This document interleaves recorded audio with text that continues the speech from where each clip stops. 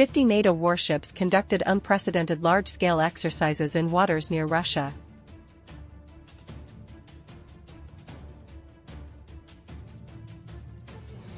Ukraine's economy is wobbling due to lack of human resources.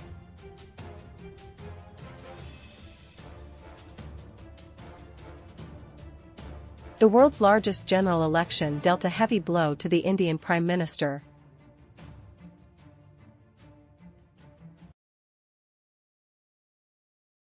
"50 NATO warships conducted unprecedented large-scale exercises in waters near Russia."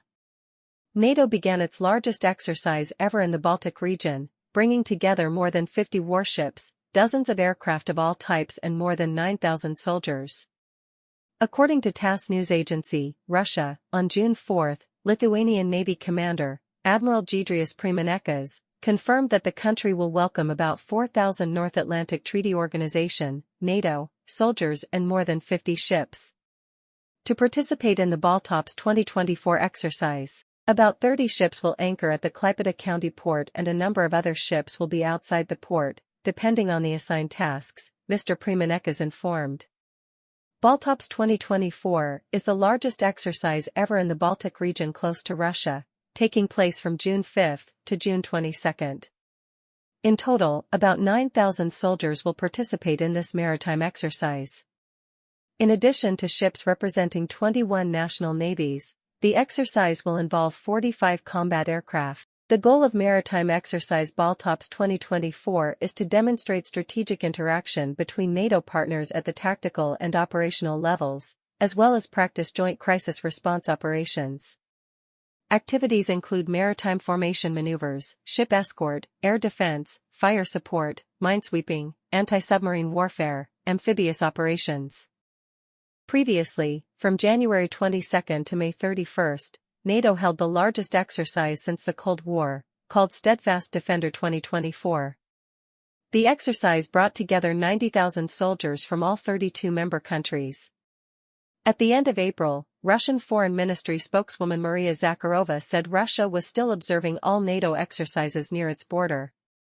She also criticized NATO members for putting pressure on Russia, dragging Moscow into an arms race by conducting exercises near Russia's border, including the Steadfast Defender exercise. On June 4, the Telegraph newspaper quoted sources saying that NATO is developing many land corridors so that U.S. soldiers and armored vehicles can go to the front line, in case of a major land war in Europe with Russia.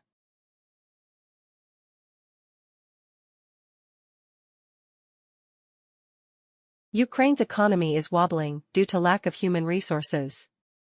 The shortage of human resources in Ukraine is having an impact not only on the battlefield but also in the economic field. According to Bloomberg, the attrition of manpower has weakened the Ukrainian army in preventing fierce Russian attacks on the battlefield, and is reducing the productivity of factories, construction sites, and mines. And more broadly, the economy of this conflict-torn country.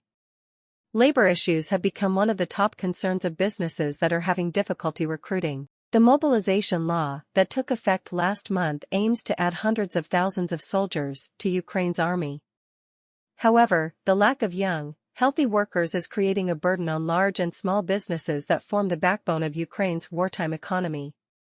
That's a conundrum for Ukrainian President Volodymyr Zelensky, who wants to add troops to the front lines while ensuring that this does not damage the economy that Kyiv needs to sustain the war. "We are currently in a war of attrition," Deputy Governor of the Central Bank of Ukraine Sergei Nikolaichuk said in an interview in Kyiv. "It's hard to choose between butter and guns. The problem will only get worse as the conflict with Russia drags on and Ukraine is forced to fill the void left by millions of people who have left the country, joined the army, or died in battle." As Ukraine's military struggles to fend off new Russian attacks, Ukraine's economy, which has lost a quarter of its output since the conflict began, risks being further weakened by the force. Labor is shrinking.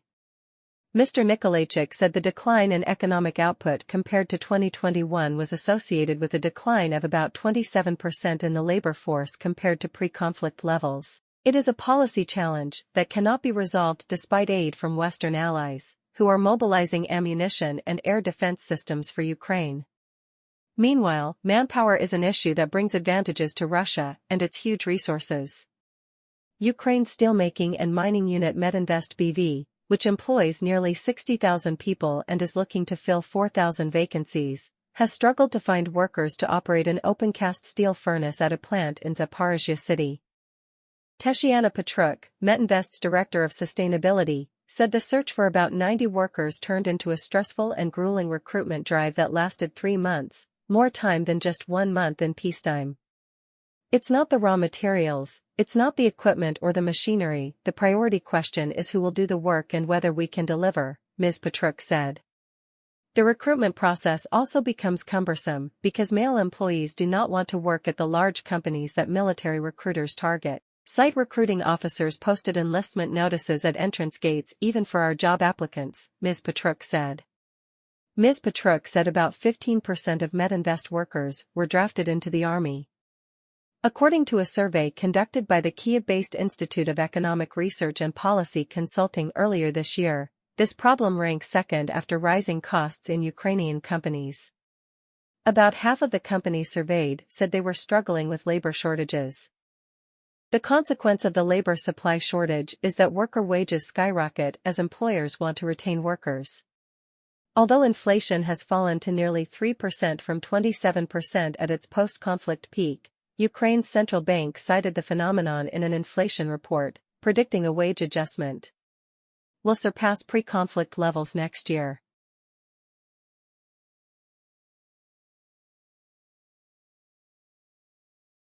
The world's largest general election dealt a heavy blow to the Indian Prime Minister. The fact that Prime Minister Modi's party lost its absolute majority in parliament after the general election is a blow that shows he is losing support from the people. Today is a glorious day.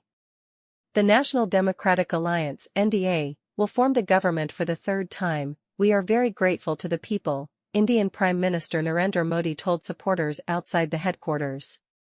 His Bharatiya Janata Party (BJP) headquarters in New Delhi on the evening of June 4. The NDA, a coalition of the BJP and smaller parties, won the world's biggest election, with 970 million voters casting 543 House of Representatives lawmakers for the next 5-year term. These parliamentarians will decide who is the country's next prime minister.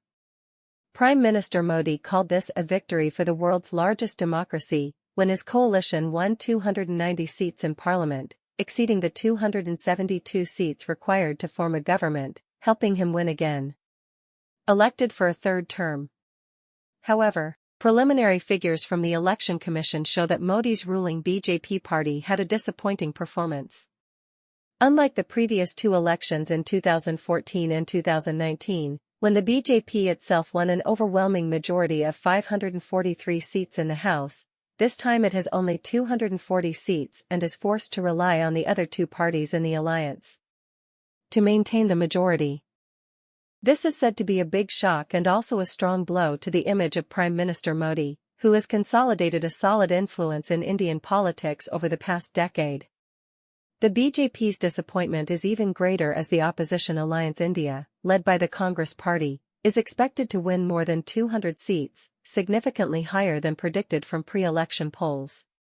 Rahul Gandhi, leader of the Congress Party, said the election results showed that the country was unanimous and clear in its statement that it did not want Prime Minister Modi and his party to have full control over India.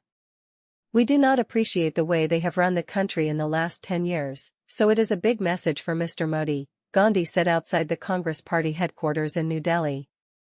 The Congress Party has led a coalition of opposition parties to try to push Modi from the leadership position in the election. Although they failed in this task, they still succeeded in denting Prime Minister Modi's aura of invincibility in previous elections, observers assessed. Analysts say the election results have raised questions about the BJP's strategy. During the election campaign, Prime Minister Modi was unable to erase concerns about conflicts between Muslims and Hindus in the country. The opposition also sought to dig into the weaknesses of the Indian economy under the Modi government.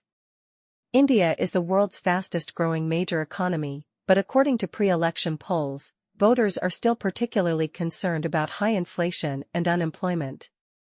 The The BJP's election slogan is this time, more than 400, setting a target of winning 400 parliamentary seats for their alliance, of which 370 are for the BJP itself. Nilanjan Mukhopadhyay, a biographer of Prime Minister Modi, commented that the above statement carries an overconfident tone at a time when many Indians are facing the bleak reality of life because of rising prices, skyrocketing, widespread unemployment, and deep income inequality.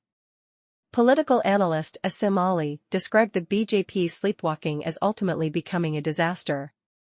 Today, Mr. Modi has lost face. He is no longer invincible and his aura of invincibility is no longer there, Ali said. This year's election results are somewhat similar to 2004, when another incumbent BJP government under then Prime Minister Atal Bihari Vajpayee was widely expected to win a landslide victory in the general election. But in the end, the Congress Party defeated the BJP and together with its allies formed a new government. But 2024 is not 2004. Despite defeats in many constituencies, the BJP is by far the largest party in parliament and is well placed to form the next government thanks to the support of its NDA allies. Watching the results from a slum in northeastern New Delhi, Akbar Khan, a 33-year-old waste picker, said he was glad to see the waning influence of Prime Minister Modi and the BJP. Though all Delhi seats are currently held by the BJP, Khan said that what makes him happy is that people have shown their discontent with the incumbent government in this election. Khan said the economically backward castes and classes are upset with Prime Minister Modi and his style of governance is not producing any good results for them. Khan said that as a Muslim, he was unhappy with Prime Minister Modi's Islamophobic comments during his re-election campaign. Mr. Modi once called the Muslim community in India people from outside and described them as giving birth to too many children. According to analysts, the BJP's Hindutva ideology, which promotes Hindu nationalism, has partly created anti-Muslim sentiment in India.